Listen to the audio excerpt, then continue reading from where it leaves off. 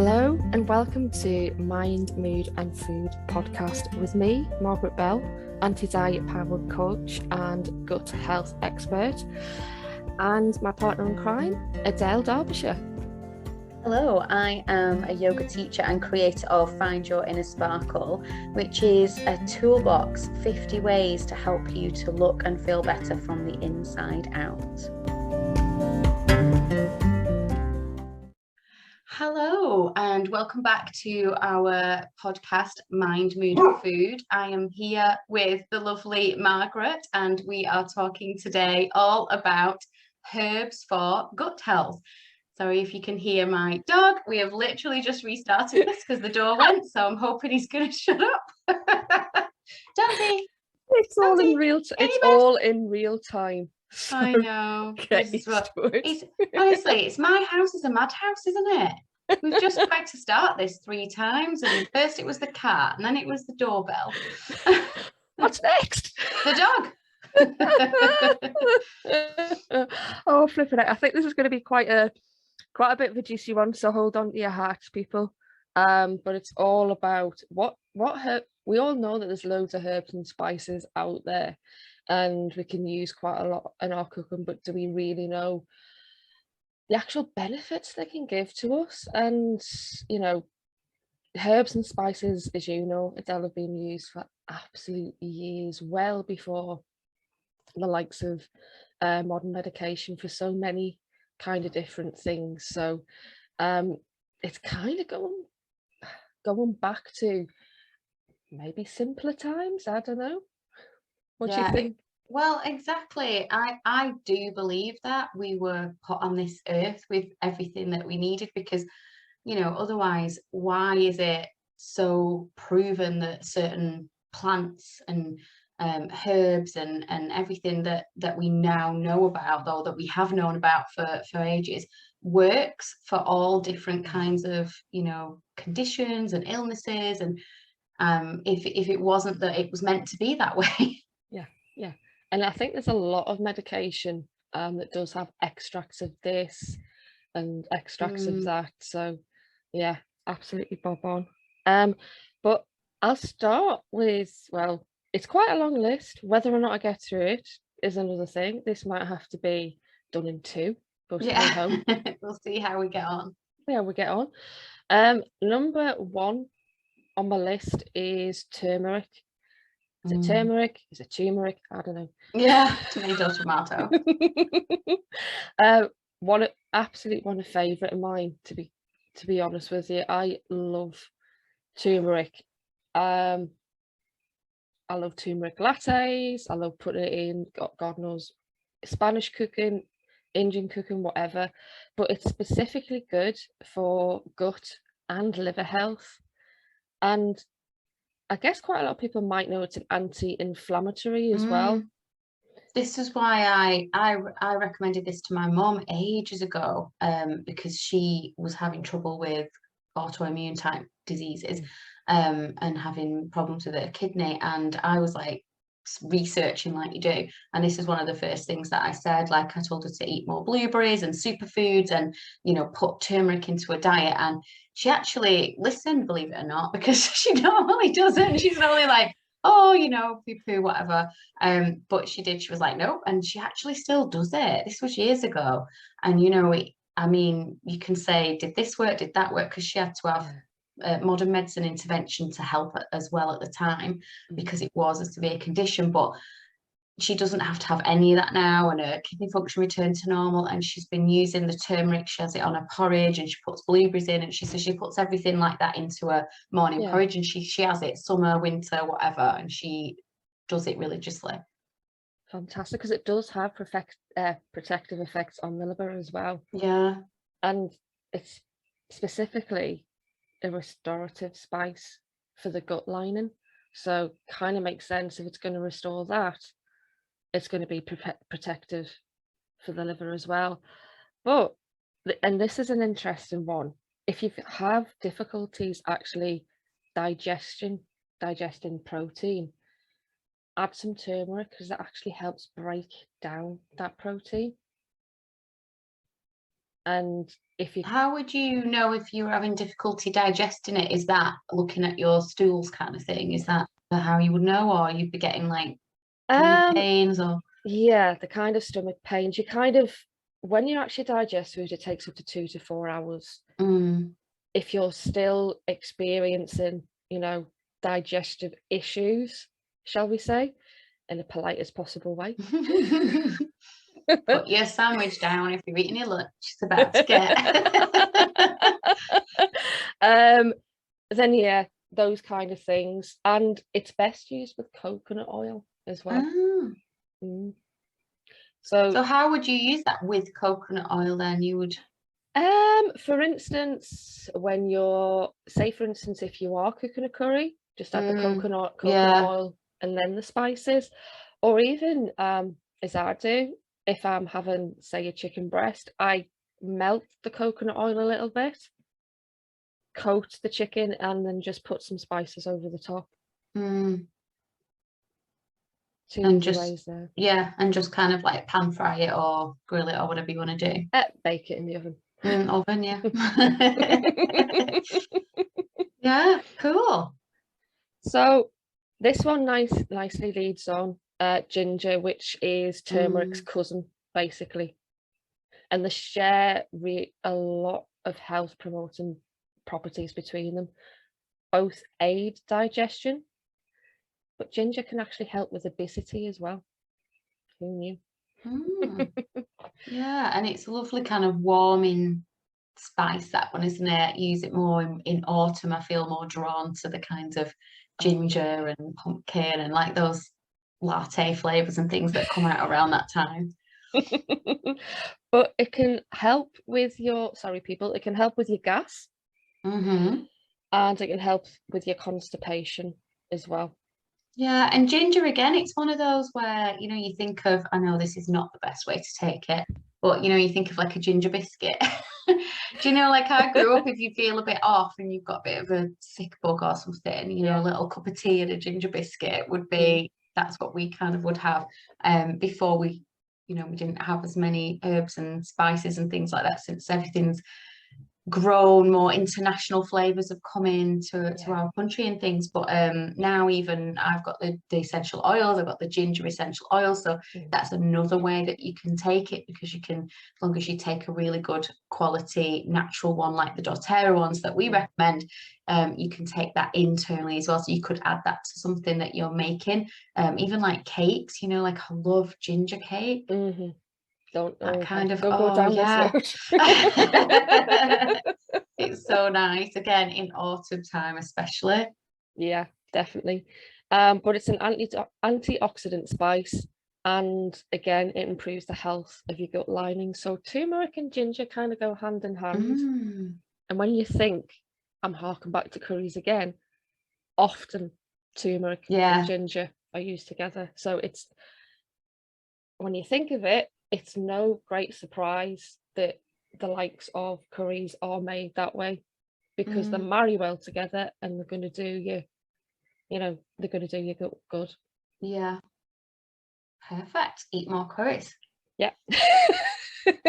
Depending on what's in And then you think the coriander that people tend to put, I've got coriander on my list, because Yeah. obviously of essential oils as well, coriander is a good one. And then that's often used as a garnish, isn't it? Yeah.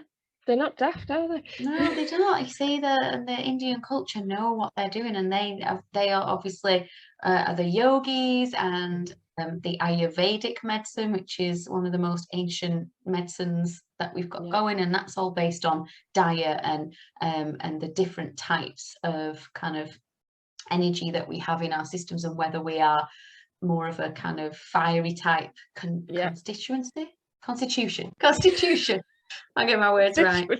Constituency, is that politics? I think so. A constitution. I blame anything on my age if I get anything wrong with my words nowadays.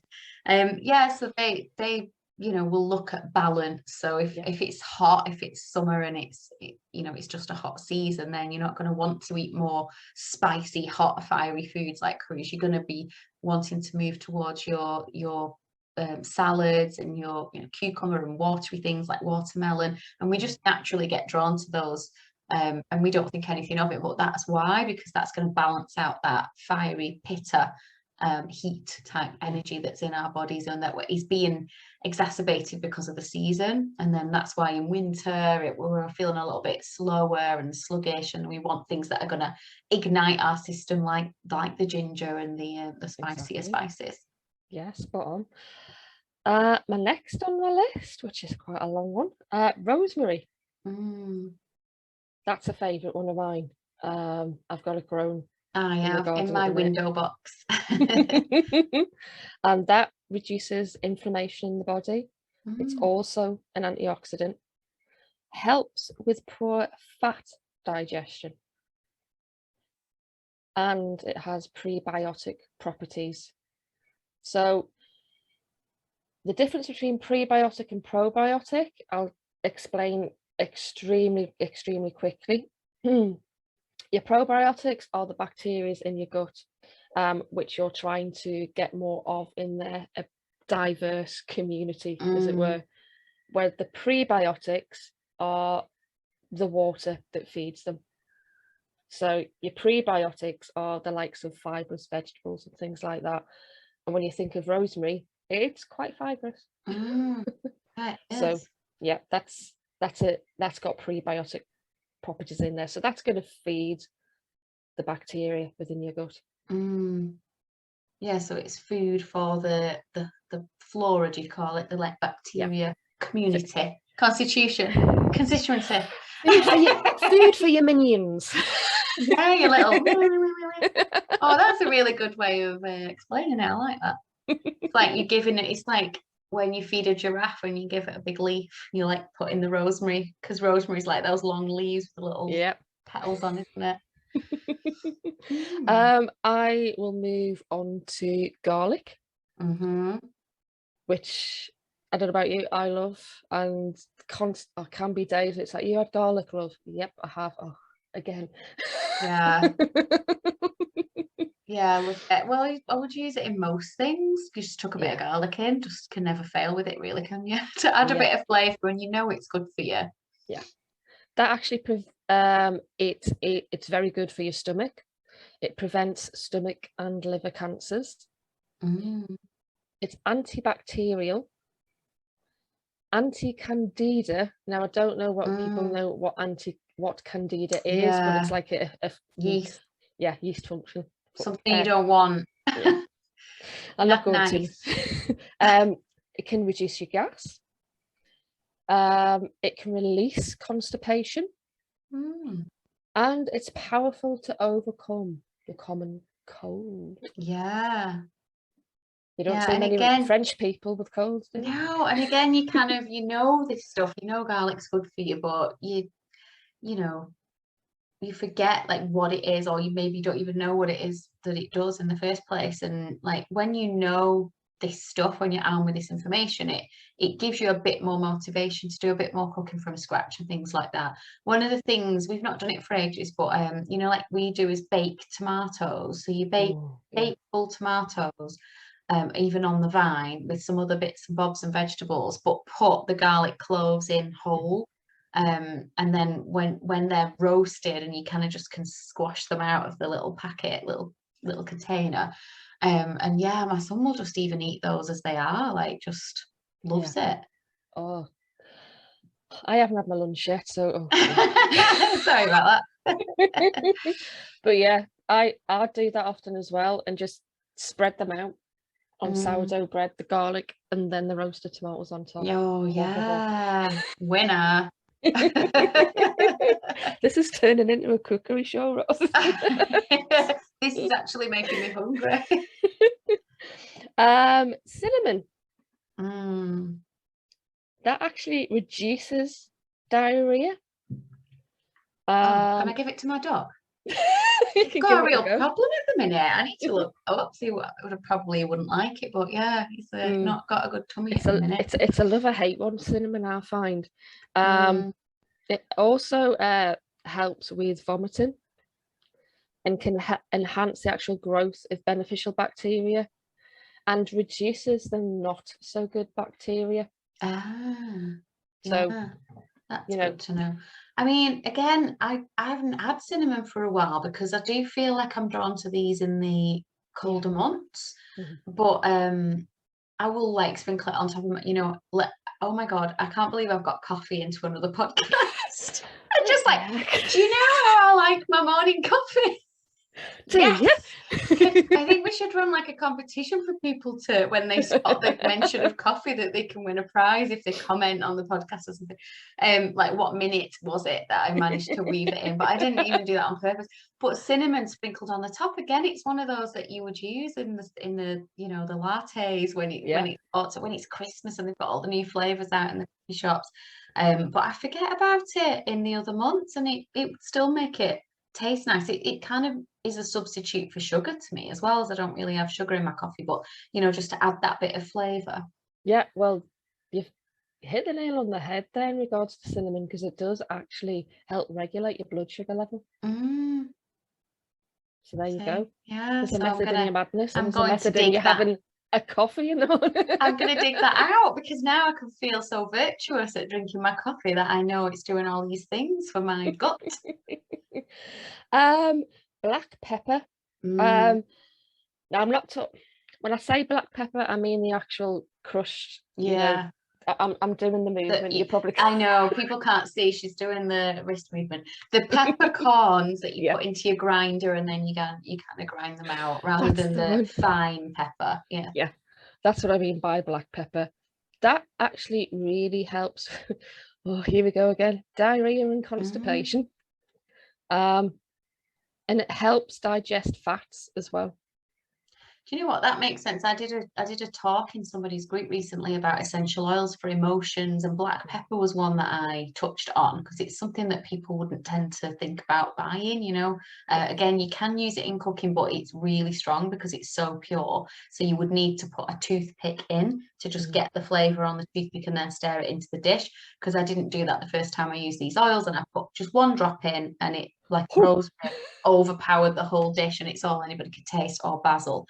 But black pepper, it's in the emotions book that I've got, it talks about unmasking and helping you to kind of unveil who you really are, and to see that truth and things. So being helpful for, if you're having problems with like the letting go too much. Yeah, the flow or the not. Yeah. Yeah, it kind of, it can help with that, but that's the link to the emotions that black pepper oil has.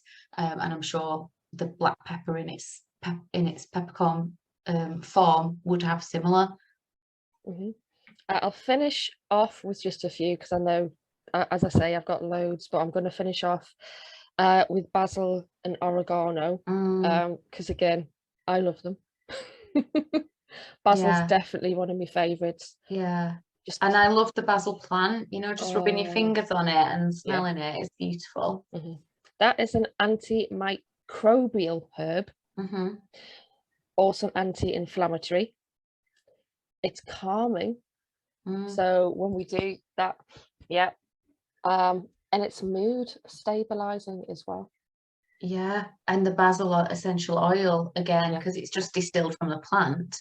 I think that can help with like concentration, things like that, because I put basil in a little blend for my son while he's studying for his GCSEs, because of that, because it'll just help to keep you focused and awake and aware and calm. Yeah, and it's good for IBS. There's a heck of a lot of these that is good for diarrhea, constipation, and IBS. And last but by no means least, oregano.